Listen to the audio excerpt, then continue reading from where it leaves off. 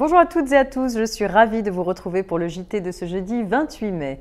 Au programme, taxes foncières, sous-traitance et conseils en propriété industrielle. Et on ouvre tout de suite cette édition avec une information concernant la taxe foncière.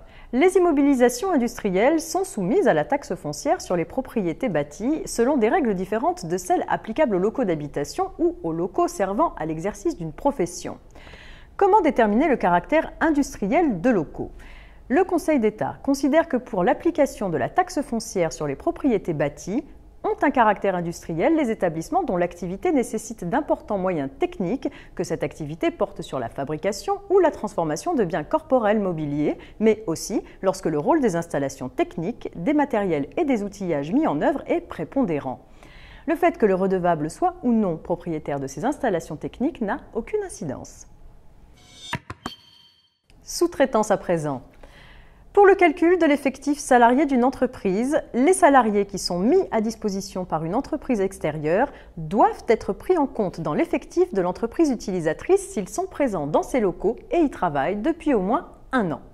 La Cour de cassation a précisé que les travailleurs mis à disposition par une entreprise extérieure, présents depuis au moins 1 an et travaillant sur les mêmes lieux que les salariés de l'entreprise utilisatrice, sont intégrés de façon étroite et permanente à l'effectif de l'entreprise utilisatrice, quelle que soit la nature juridique des liens de l'entreprise extérieure avec l'entreprise utilisatrice. Ainsi, les salariés d'une entreprise du bâtiment sous-traitante intervenant depuis au moins 1 an sur plusieurs chantiers pour le compte d'une autre entreprise du BTP partagent avec les salariés de cette entreprise utilisatrice des conditions de travail en partie communes, susceptibles de générer des intérêts communs. Les salariés de l'entreprise sous-traitante doivent être intégrés à la communauté de travail de l'entreprise utilisatrice. Conseil en propriété industrielle pour terminer. Le conseil en propriété industrielle inscrit sur la liste des conseils en propriété industrielle établis par le directeur de l'Institut national de la propriété industrielle a l'obligation de suivre une formation continue.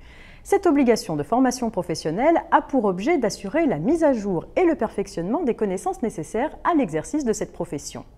À partir du 1er janvier 2016, la durée de la formation continue des conseils en propriété industrielle sera de 20 heures par année civile ou 40 heures pour 2 années consécutives.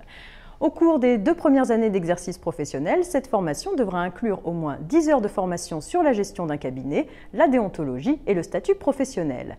Le Conseil devra déclarer au plus tard le 31 janvier de chaque année auprès de la Compagnie nationale des conseils en propriété industrielle les actions de formation qu'il a suivies pour satisfaire son obligation de formation continue. Les justificatifs utiles à la vérification du respect de cette obligation par la Compagnie nationale devront être joints à cette déclaration. C'est la fin de ce JT, je vous donne rendez-vous demain.